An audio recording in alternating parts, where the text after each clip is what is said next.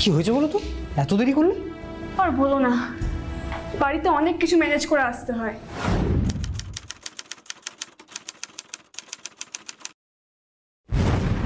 বেরোনোর সময় মায়ের হাজারটা প্রশ্ন।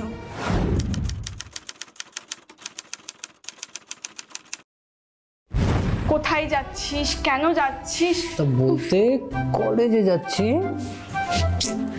এখন বাড়ি থেকে এসেছি, ভালো লাগছে না চড়াচড়ি করতে।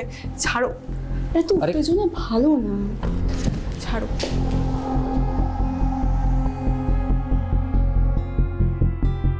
কি করব, তোমায় দেখে যে নিজেকে স্থির রাখতে পারি না। বাবা কত প্রেম। সরো, কলেজে এখন ভ্যাকেশন চলছে, মা সেটা জানে, শুধু তুমি জানো না। আর জানবেই বা কি করে, সারাক্ষণ তো বউয়ের আঁচলের তলায় বসে থাকো। তা কি বললে? বললাম মাসির শরীরটা খারাপ, মাসির বাড়ি যাচ্ছি, আজকের রাতটা ওখানেই থাকবো। সে কি, যদি খোঁজ না? কে নেবে? মা নেবে, নাহলে তোমার দিদিকে বলবে, দিদি নেবে। মিলে নেবে। আমি তো সত্যি সত্যিই যাচ্ছি, একটু দেরি হবে এই যা।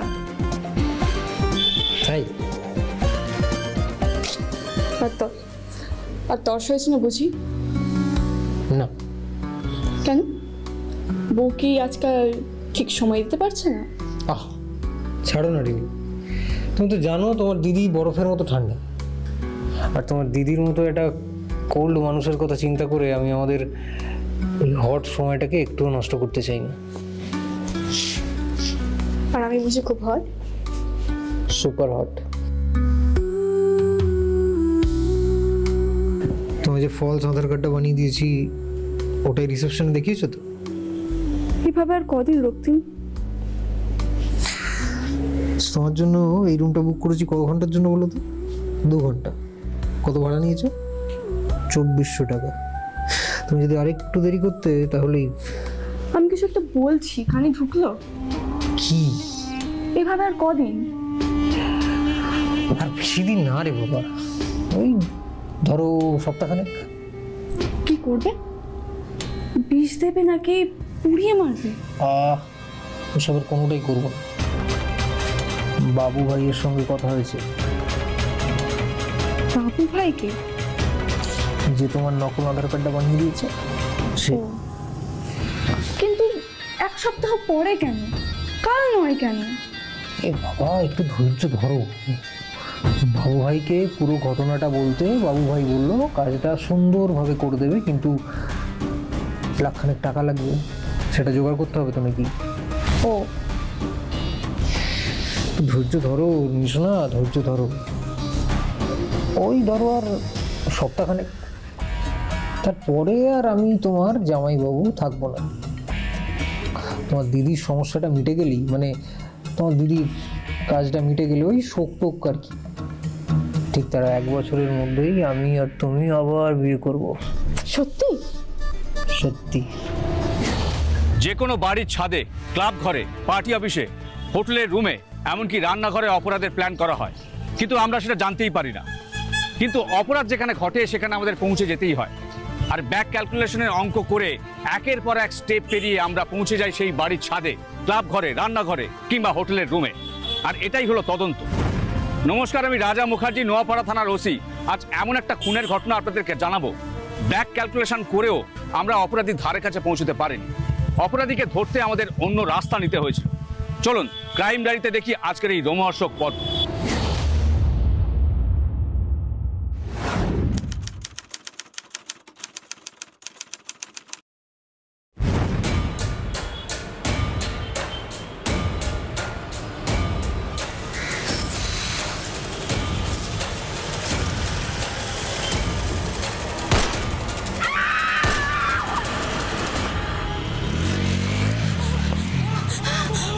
আরে আরে দিদি কি করছেন আপনি? ডেড বডিতে হাত দেবেন না, আপনার ফিঙ্গারপ্রিন্ট চলে আসবে। পুলিশেরও তদন্ত করতে অসুবিধা হবে। দাঁড়ান, আমি একটা ফোন করি।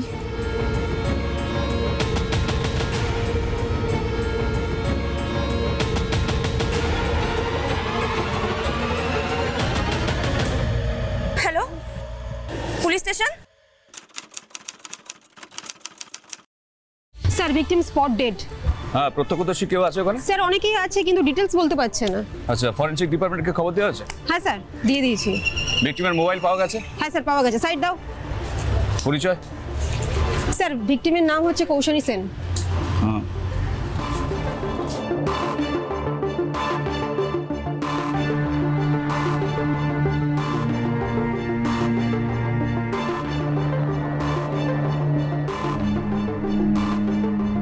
স্যার উনি ফরেনসিক এক্সপার্ট অতনু বিশ্বাস।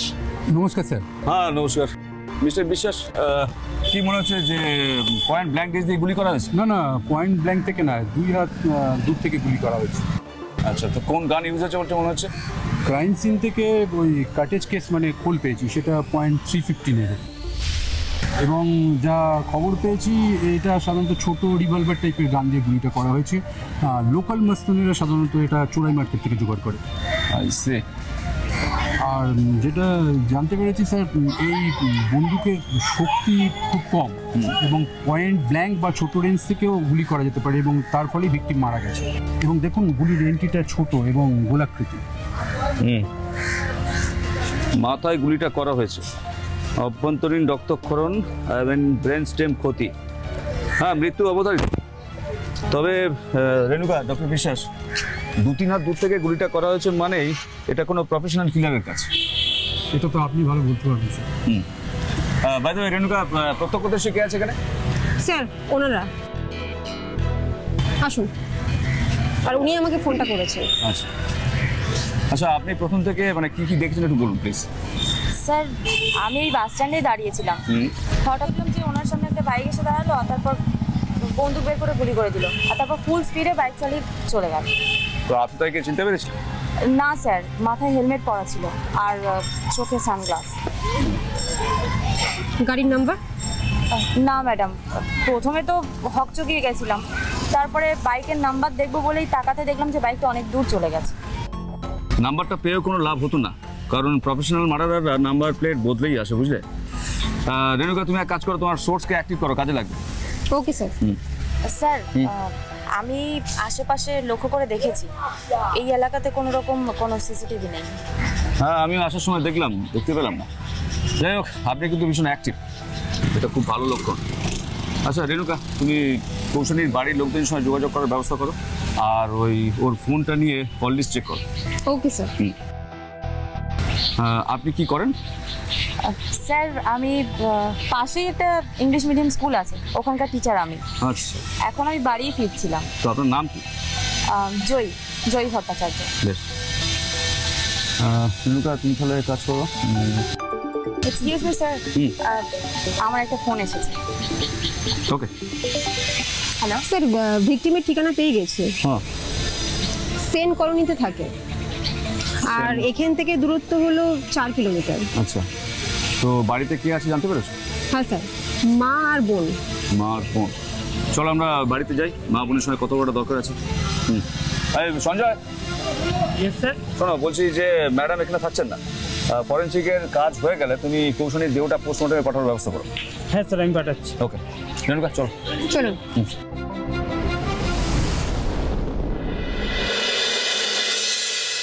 দেখুন মিতালি দেবী, যা হবার তো হয়ে গেছে। আমরা হাজার চেষ্টা করেও আপনার মেয়েকে ফিরিয়ে আনতে পারবো না।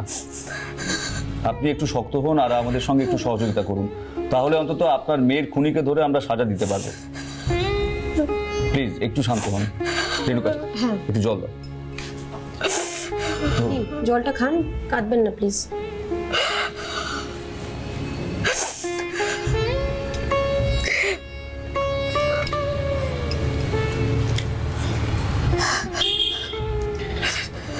আচ্ছা মিতালি দেবী, আপনার তো 2 মেয়ে, তো ছোট মেয়ে কোথায়?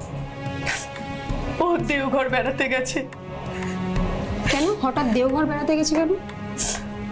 আমার বোনের মেয়ে, মানে ওর মাস্তাতো বোন চিনি আর আমার মেয়ে খুব ভাব। চিনি আর চিনির বর দেওঘর বেড়াতে যাচ্ছিল, তাই আমার মেয়েকে বললো তুইও চল।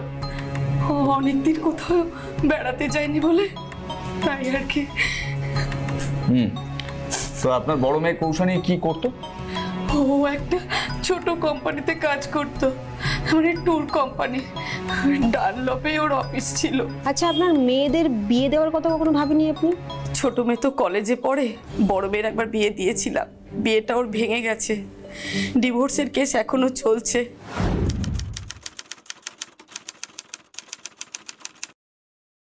কেন? ওই নিজেদের মধ্যে অশান্তি।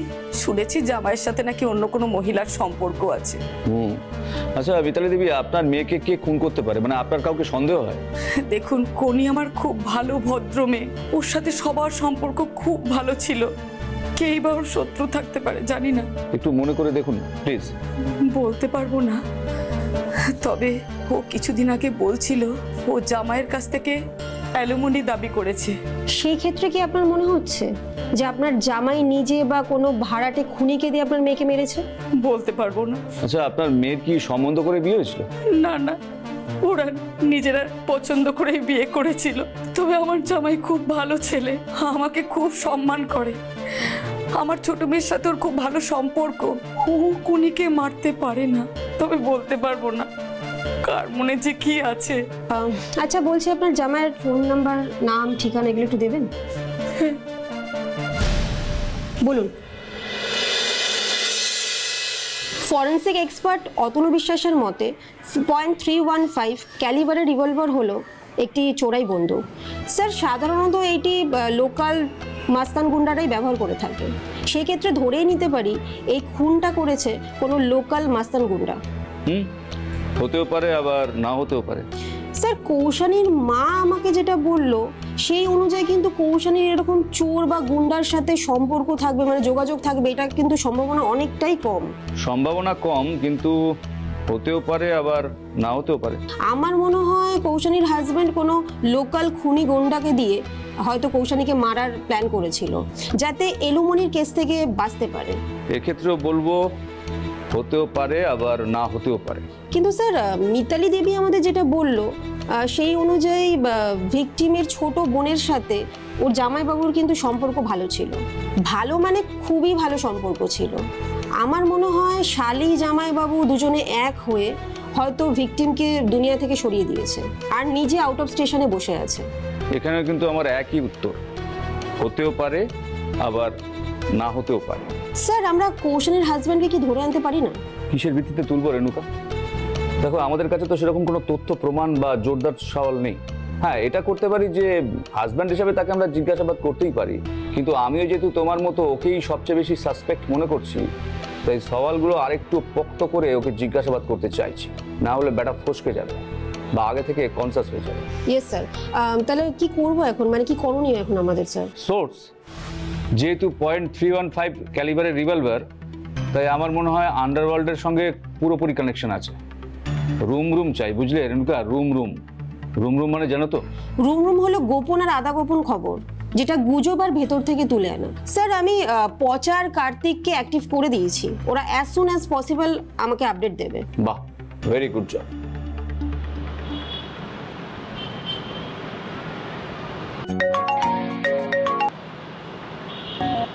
হ্যালো, বারবার ফোন কেন করছো? বলেছি না আমাকে একদম আর ফোন করবে না। আমার সাথে তোমার আর কোনো সম্পর্ক নেই।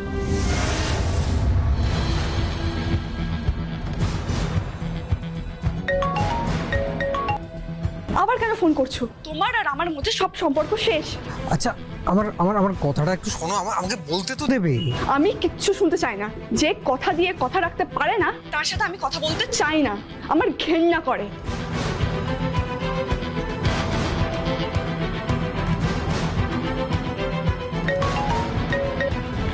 আমি কিন্তু বারণ করেছি ফোন করতে। আজ সারাক্ষণ আমি বসেছিলাম। আর তুমি কি করলে?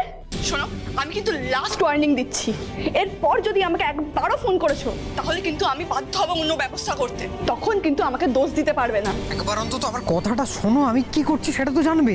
Just shut up.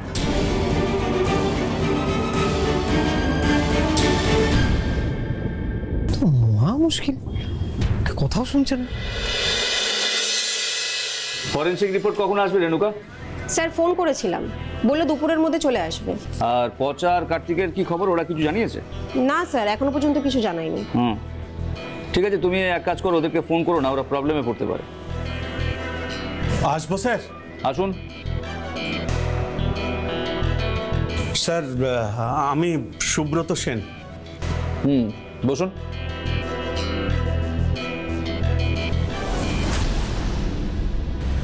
বলুন কি হয়েছে? গতকাল খালপাড় বাস স্ট্যান্ডে একটা মার্ডার হয়। কৌশানী সেন, আমি ওনার স্বামী সুব্রত সেন।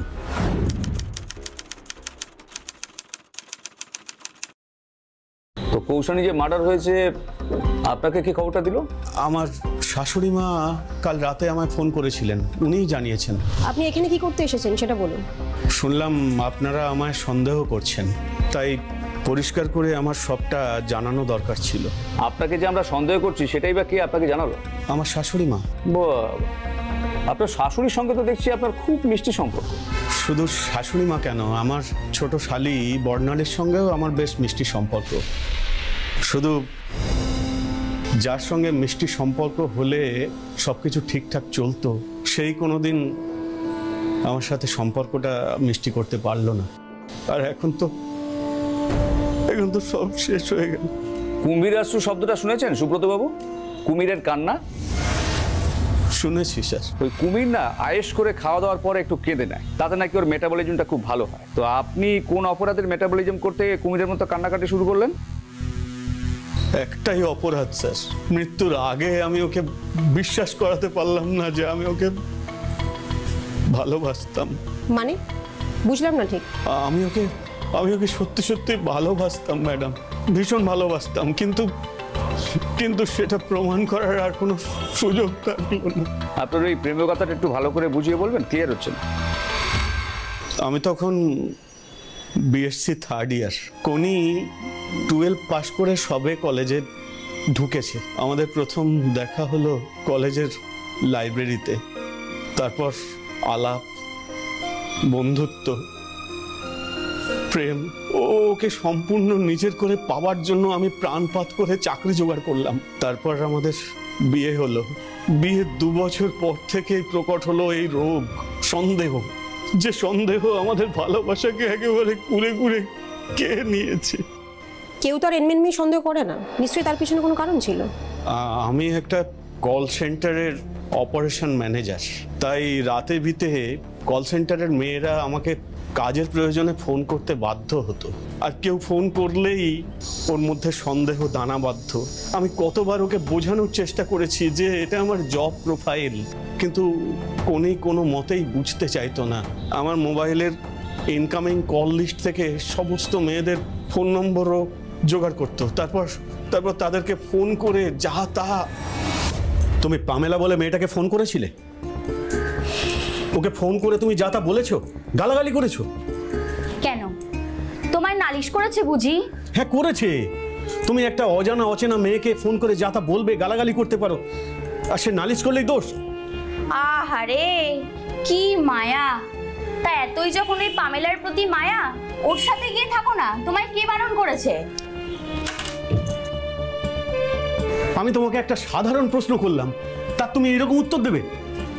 বেশ করেছি। দুনিয়ার সব মেয়েদের নিয়ে তোমার চিন্তা, শুধু আমি বানের জলে ভেসে এসেছি। আমার কথা বোঝার চেষ্টা করো কোনি। দেখো, ওরা আমার কলিগ, তুমি আমার স্ত্রী। তুমি যদি ওদেরকে ফোন করে এরকম আজে বাজে কথা বলতে থাকো, তাহলে আমি অনেক ছোট হয়ে যাই, আমার সম্মান ক্ষুণ্ণ হয়। তাতেই তোমার খুব কষ্ট, তাই না? চরিত্রহীন বেটা ছেলে। আমি যে কত বড় ভুল করেছি যে তোমায় বিয়ে করেছি। আমার জীবনটা একেবারে শেষ করে দিল। আমি ওকে হাত জোড়ো করে বুঝিয়েছি, পায়ে পড়ে বুঝিয়েছি, ও বুঝতে চায়নি। শেষ পর্যন্ত বাধ্য হয়ে আমি আমার শাশুড়ি মাকে সবটা জানিয়েছি। শাশুড়ি মা ওকে সব বুঝিয়েছে, তার সত্ত্বেও ও বুঝতে চায়নি। শেষে বাধ্য হয়ে আমার ছোট শালি বর্ণালীকে আমি সব বলি ওর দিদিকে বোঝাতে। ওর দিদিকে বোঝাতে গেলে বর্ণালীর সাথে আমার সম্পর্ক নিয়ে ও খুব খারাপ খারাপ কথা বলেছে। ছি ছি ছি ছি! তুমি আজকাল আমার বোনের সাথে প্রেম করছো? মানে মানে তুমি বর্ণালীকে আমার ব্যাপারে খারাপ খারাপ কথা বলনি? হ্যাঁ, এইসব কথা বলে তুমি ওকে পটানোর চেষ্টা করনি? আর আমার বোনটাও হয়েছে একটা নোংরা স্বভাবের, গলে জল হয়ে গেছে ওর এই চরিত্রহীন জামাইবাবুর প্রতি। এসব এসব তুমি কি বলছো কোনি? দেখো, তোমার বোনকে আমি আমার নিজের বোনের মতো দেখি। ছাড়ো তো, নিজের বোনের মতো দেখি? তোমার মতন চরিত্রহীন পুরুষ কি ধান্দায় মেয়েদের সাথে কথা বলে সব জানি আমি, সব জানি আমি। এই শোনো, আমি তোমার সাথে আর থাকতে পারবো না, আমি ডিভোর্স চাই। চাইছো যখন, বাধা দেব না, কিন্তু একটা কথা মনে রেখো কোনি, একটা ভালোবাসার সম্পর্ক, একটা সুন্দর সংসার শুধুমাত্র তছনছ হয়ে যাচ্ছে তোমার এই সন্দেহের কারণে। আমি তোমার এইসব মন ভোলানো কথা শুনতে চাই না, আমি ডিভোর্স চাই। ঠিক আছে, পেয়ে যাবে, চিন্তা করো না। তাহলে ডিভোর্সের কেস চলছে কেন? মিউচুয়াল ডিভোর্স তো হয়ে যেতেই পারতো। ও আমার নামে অ্যালিগেশন এনেছে, আমি নাকি ওকে মারতাম, অত্যাচার করতাম, কিন্তু আমি এই অ্যালিগেশনে ওকে ডিভোর্স দেব না বলেছিলাম। আমি ওকে বলেছিলাম যে তুমি আমার নামে অ্যালিগেশন আনো, আমার সাথে অন্য মেয়েদের সম্পর্ক আছে যেটা তুমি সন্দেহ করো, আমি তাহলে ডিভোর্স দিয়ে দেব, কিন্তু মিথ্যে অ্যালিগেশনে আমি ডিভোর্স দেব না। আচ্ছা, আপনার স্ত্রীর ওপর আপনার রাগ হতো না? খুব খুব রাগ হতো স্যার, কিন্তু তাই বলে আমি ওকে খুন করব না, কারণ আমি জানতাম ওর এই সন্দেহের পেছনে আসলে আছে ওর প্রচন্ড ভালোবাসা। বুঝলাম। আচ্ছা, আপনার কি মনে হয় কে আপনার স্ত্রীকে খুন করতে পারে? কেউ না, ওকে কেউ খুন করতে পারে না, ওকে সবাই ভালোবাসতো, ও ভালোবাসার মতোই মেয়ে। আপনার স্ত্রীর সাথে কি অন্য কারো সম্পর্ক ছিল, মানে পরকীয়া? অসম্ভব, অসম্ভব ম্যাডাম। সূর্য পশ্চিম দিকে উঠলে আমি মেনে নেব, কিন্তু কোনির অন্য কোনো সম্পর্ক, পরকীয়া আছে আমি মানতে পারবো না। ঠিক আছে, আপনি এখন আসুন, আর পাশের ঘরে আপনার নাম, ফোন নাম্বার, ঠিকানাটা দিয়ে যান, তারপর দেখছি আমরা কি করতে পারি। Okay sir. কি গো, তোমার এখনো হয়নি? হ্যাঁ আসছি, চলো। আরে বাবা তাড়াতাড়ি চলো, নাহলে তোমার দেরি হয়ে যাবে। তোমাকে খেতে দিয়ে আমি রেডি হবো, নাহলে আমারও দেরি হয়ে যাবে। আরে যাচ্ছি বললাম তো। আমার ব্যাগটা দাও না একটু। হ্যাঁ হ্যাঁ দিচ্ছি। আচ্ছা, কাল রাতে কি তোমার কিছু হয়েছিল? হ্যাঁ, না মানে শরীর খারাপ ছিল নাকি? আমি বাড়ি ফিরে দেখলাম, মানে বেল বাজালাম অতবার, তুমি গেট খুললে না। আমি আবার নিজের চাবি দিয়ে গেট খুলে ভেতরে এলাম, এসে দেখি তুমি ঘুমোচ্ছ। হ্যাঁ, থ্যাংক ইউ। ধরো। হ্যাঁ গো, কালকে ওই একটা ওষুধ খেয়ে ঘুমিয়ে পড়েছিলাম। আচ্ছা, মনটা ভালো লাগছিল না গো। সে কি, কেন? আর বলো না, চোখের সামনে কাল এমন একটা দৃশ্য দেখেছি, চোখ থেকে আমি সরাতেই পাচ্ছি না সেটা। আচ্ছা, কি কি কি দৃশ্য? একজন মহিলা, জানো, আমার চোখের সামনে খুন হয়ে গেল। কি বল, খুন? হ্যাঁ খুন, একেবারে বন্দুক দিয়ে গুলি করে খুন। কিরকম? বাস স্ট্যান্ডে একজন মহিলা দাঁড়িয়েছিল, হঠাৎ একজন বাইকে করে এসে মহিলাটাকে খুন করে দিল। আমাদের সমাজটা ইদানিং খুব খারাপ হয়ে যাচ্ছে, আগে এতটাও ছিল না। হ্যাঁ গো, দিনে দুপুরে খুন করে দিয়ে চলে গেল। পুলিশ বোধহয় এখনো খুনিকে ধরতে পারেনি। বাবু, পুলিশ এসেছিল? হ্যাঁ, তা আসবে না? খুনের কেস, আমিই তো প্রত্যক্ষদর্শী ছিলাম, যা যা দেখেছি সব পুলিশকে বলেছি। তো তোমার ভয় করলো না? ভয়ের কি আছে? আর তাছাড়া তুমি তো জানোই, অন্যায় দেখলে আমি একদম সহ্য করতে পারি না। আমার বয়ানা যদি পুলিশের খুনিকে ধরতে হেল্প হয়, সেটা তো আমারই ভালো। নাগরিক হিসেবে একটা দায়িত্ব পালন করতে পারলাম। এই জন্যই তো আমার বউকে নিয়ে আমার এত গর্ব। হয়েছে, এত গর্ব করতে হবে না, খেতে এসো। চলো। কি হলো? আচ্ছা, কাল কি তুমি ওই খালপাড় বাস স্ট্যান্ড রাস্তা দিয়ে ক্রস করছিলে? আমি না, আমি কেন যাবো? না, আসলে ওই খুনটা হওয়ার কিছুক্ষণ আগে আমার সামনে দিয়ে একটা বাইক গেল, আর তোমার মতোই জামা কাপড় পরা, অবিকল তোমার মতো চেহারা। আচ্ছা যাই হোক, এসব বাদ দাও, এসো তাড়াতাড়ি, দেরি হয়ে যাচ্ছে। হ্যাঁ চলো। স্যার, ফরেনসিক রিপোর্ট এসে গেছে। ও দেখি।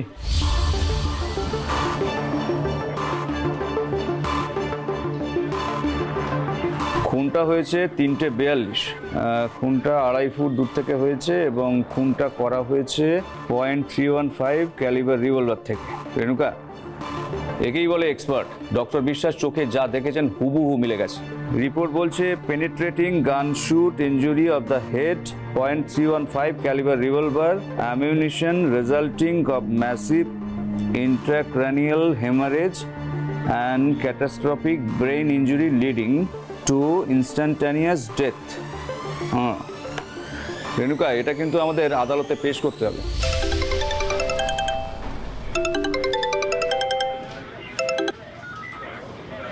হ্যাঁ চলে আয়, ভিতরেই আছে।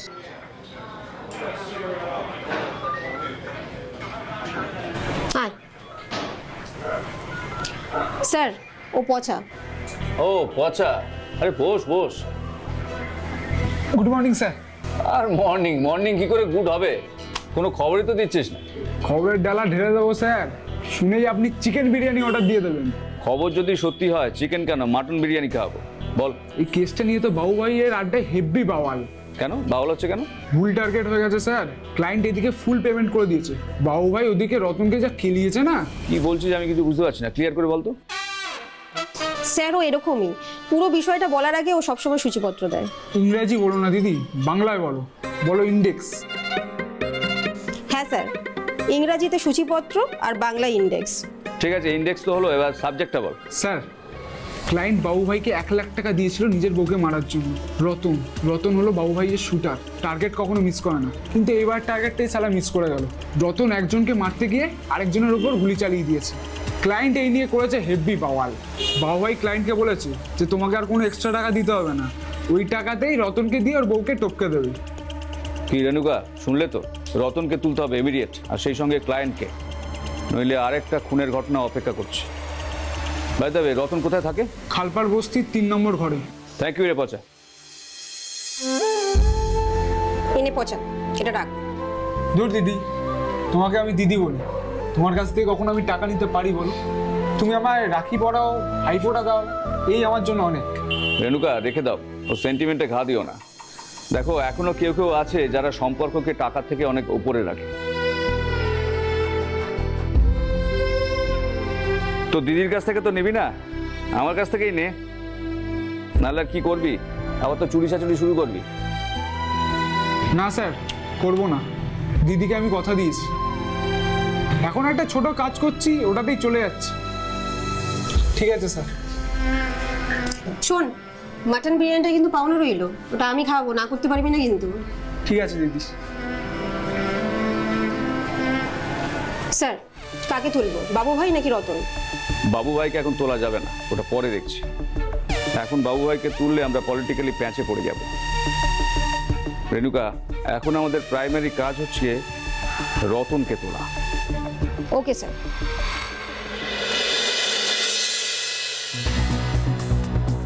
আরে স্যার, আপনার জন্যই তো ওয়েট করছিলাম, আপনি তো লেট করে ফেললেন।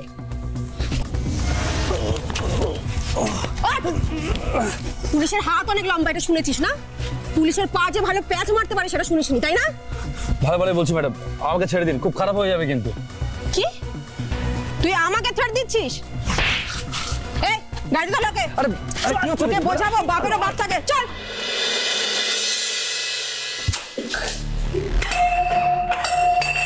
সঞ্জয়, নিয়ে আসো। শোন, পেটের কথা যদি মুখে না নিয়ে আসিস, রুলোর গুঁতো কিন্তু তোর মুখে মারবো। সত্যি কথা বল, বল। ঢোকা তো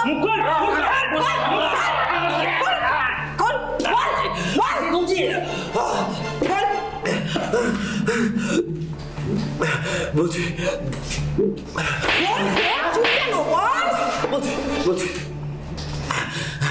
ক্লায়েন্ট বাবু ভাইকে টাকা দেওয়ার পর বাবাই আমার সঙ্গে ক্লায়েন্টের পরিচয় করিয়ে দেয়।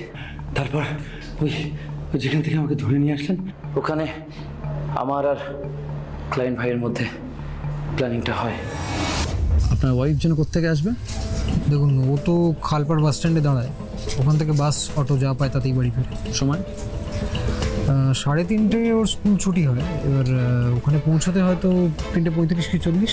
আপনি এক কাজ করবেন, আপনি 3:25 নাগাদ বাস স্ট্যান্ডের কাছাকাছি চলে আসবেন। আচ্ছা, আর বাস স্ট্যান্ডের কাছাকাছি এসে ওখানেই আশেপাশে কোথাও থাকবেন, ওখান থেকে ওয়াচ করবেন যে আপনার ওয়াইফ এলো কিনা। কিন্তু দূর থেকে বুঝবো কীভাবে? মুখ দেখতে পাবো না। মুখ দেখার কি আছে, বডি স্ট্রাকচার দেখে বুঝতে পারবেন না? আপনার তো ওয়াইফ নাকি? আচ্ছা ঠিক আছে, তাই হবে। ব্যাস। আর যখনই দেখবেন যে আপনার ওয়াইফ বাস স্ট্যান্ডের কাছাকাছি চলে এসছে, আমাকে কনফার্ম করানোর জন্য আপনি একটা বাইক নিয়ে আপনার ওয়াইফকে ক্রস করে চলে যাবেন। আমাদের দুজনের এখানেই হেডফোন থাকবে। শুধু আমাকে একবার কনফার্ম করবেন যে কী রঙের ড্রেস পরে আছে, কাজ হয়ে যাবে। ঠিক আছে। আর বলছি, ওর একটা ছবি যদি আপনার কাছে থাকতো ভালো হতো না, মানে বুঝতে সুবিধা হতো। দেখুন, ছবি আপনি দিতেই পারেন, কিন্তু আজকাল না মেয়েদের এই ছবির সঙ্গে বাস্তবে না একদম চেনা যায় না। তাছাড়া ওই সময় কত খুঁটিয়ে দেখার সময়ও আমার থাকবে না, কয়েক সেকেন্ডের মধ্যে কাজটা আমাকে সেরে ফেলতে হবে। আপনি শুধু কনফার্ম করবেন, আমি খালাস করে দেবো। টার্গেট ভুল হলো কি করে? নিজেকে ঢেকে রাখার জন্য মাথায় হেলমেট আর চোখে সানগ্লাস পরেছিলাম। ক্লায়েন্ট হেডফোনে বলেছিল নীল রঙের শাড়ি, ঠিক চিনতে পারিনি। চোখে সানগ্লাস থাকার জন্য নীল আর সবুজের মধ্যে পার্থক্যটা ঠিক বুঝতে পারিনি, আর ওটাই খেলো হলো। দিলাম মিসফায়ার করে। তোর ক্লায়েন্টের নাম কি? জানি না, ঠিক শোনা হয়নি। তুই তো বললি হেডফোনে তুই প্ল্যান করছিলিস, তাহলে তো ক্লায়েন্টের নাম্বার তোর কাছে থাকবে। হ্যাঁ আছে, কিন্তু সেটা ফোনে, আর ফোনটা তো আপনারা নিয়ে রেখেছেন। সঞ্জয়, ফোনটা নিয়ে এসো তো। Yes ma'am. আমি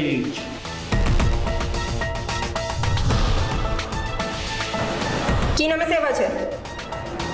ক্লায়েন্ট 19। ক্লায়েন্ট 19? তার মানে এটা তোর 19তম খুন।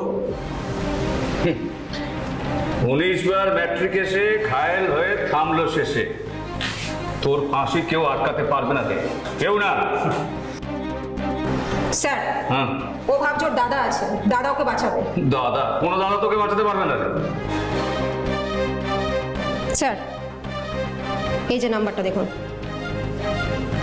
নাম্বারটা এক্ষুনি টেকনিক্যাল টিমে পাঠাও।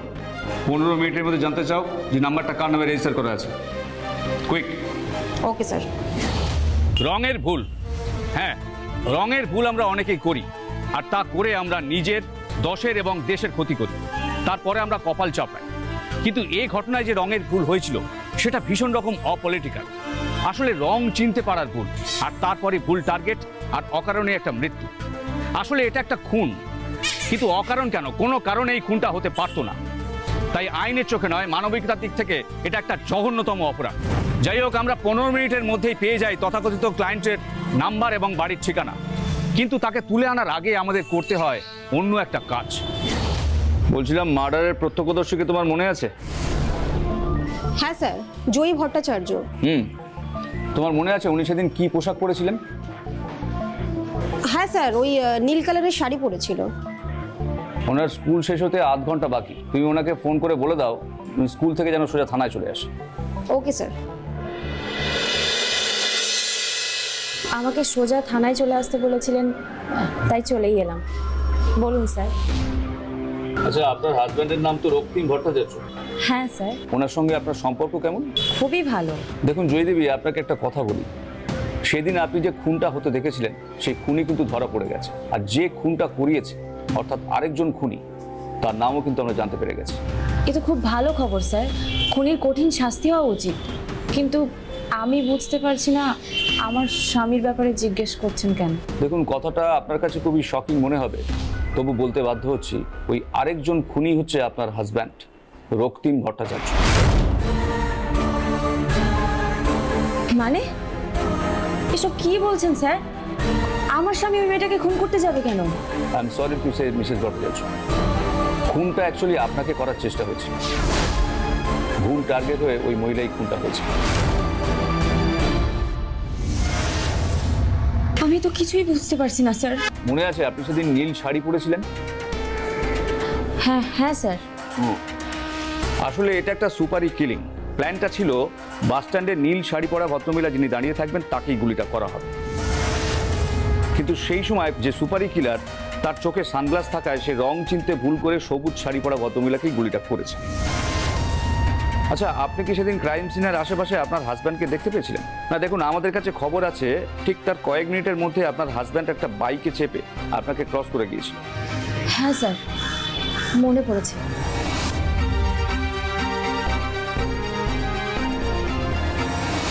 আমি এই ব্যাপারটা ওকে জিজ্ঞাসাও করেছিলাম, কিন্তু ও বলল না, আর আমি সেটাই বিশ্বাস করে নিয়েছি। কাল কি তুমি ওই খালপাড় বাস স্ট্যান্ড রাস্তা দিয়ে ক্রস করছিলে? আমি না, আমি কেন যাব? না, আসলে ওই খুনটা হওয়ার কিছুক্ষণ আগে আমার সামনে দিয়ে একটা বাইক গেল, আর তোমার মতোই জামা কাপড় পরা, অবিকল তোমার মতো চেহারা। আপনার হাজব্যান্ড কখন বাড়িতে ফেরে? সাধারণত রাত 9টা নাগাদ। 9টা?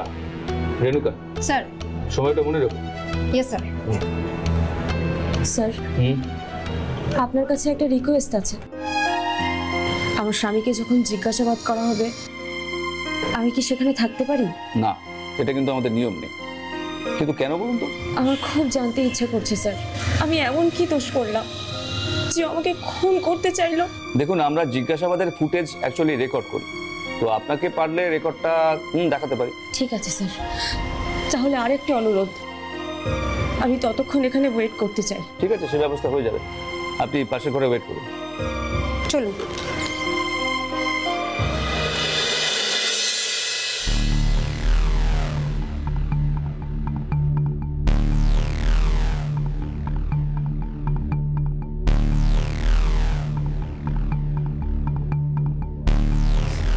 দেখ, অনেক রাত হয়ে গেছে।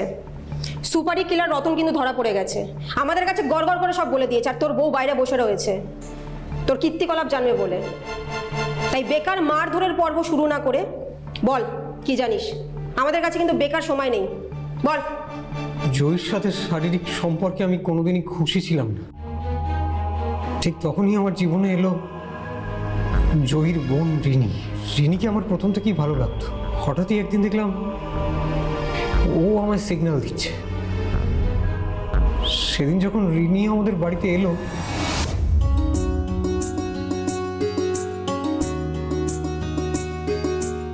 জামাইবাবু, এই নাও জল। আরে থ্যাংক ইউ। খুব ক্লান্ত? ভীষণ। সে কি এখনই ক্লান্ত? সারা রাত খাটনিটা খাটবেন কি করে তাহলে? রাতে খাটনি? রাতে তো কোনো খাটনি নেই। রাতে নো খাটনি, শুধু ঘুম। সে কি, সবে তো 4 বছর হলো, এখনই তো রাত জাগার সময়। আগে নিজের বিয়েটা হোক, তারপর দেখবো। শোনো, আমার বিয়ে হলে না আমি ঘুমাবো না আমার বরকে ঘুমাতে দেবো। তাই নাকি? দেখা যাবে।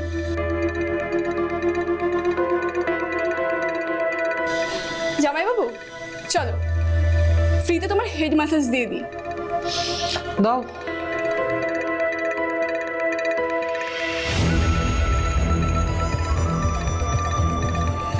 ঘাটটা একটু টিপে দিই।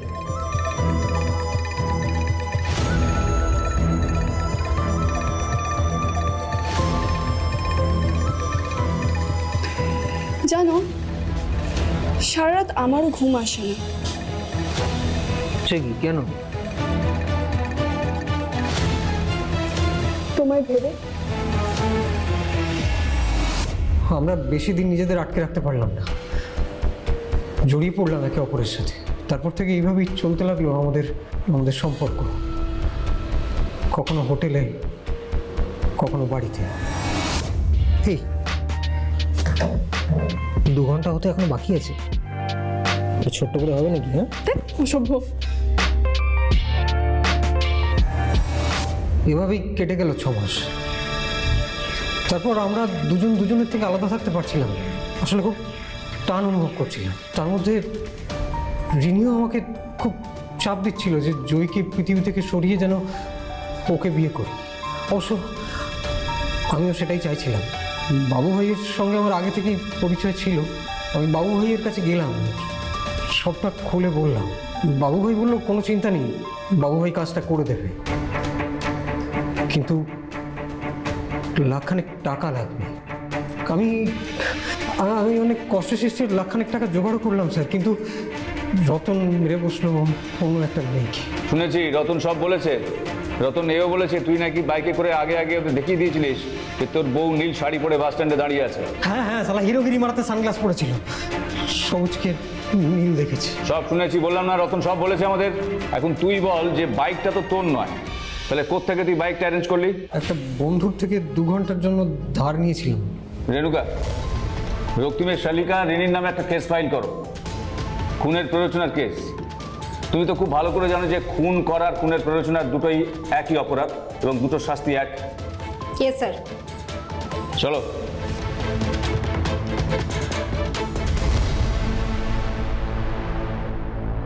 তারপর আমরা দুজনের থেকে আলাদা থাকতে পারছিলাম না, আসলে খুব টান অনুভব করছিলাম। তার মধ্যে রিনিও আমাকে খুব চাপ দিচ্ছিল যে জয়কে পৃথিবী থেকে সরিয়ে যেন ওকে বিয়ে করি।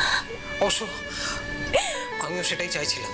আমি ওর কাছে এত অসহ্য হয়ে গেছিলাম যে আমাকে খুন করতে চেয়েছিল, আমার কাছে ডিভোর্স চাইতো, আমি দিয়ে দিতাম। আর আমার নিজের বোন আমায়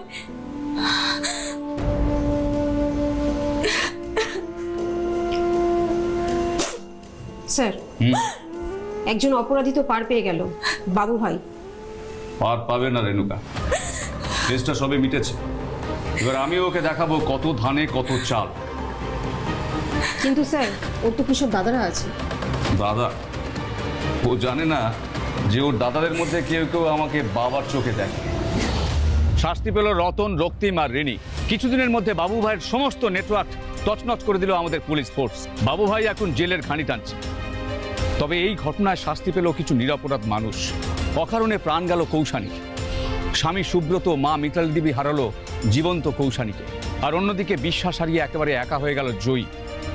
আসলে অপরাধ যে কখন কিভাবে কার ঘাড়ে নিঃশ্বাস ফেলবে কেউ বুঝতে পারে না। তাই আগেও বলেছি, আবারও বলছি, বারবার বলবো, সাবধানে থাকুন আপনি। সাবধান হোক বাংলা।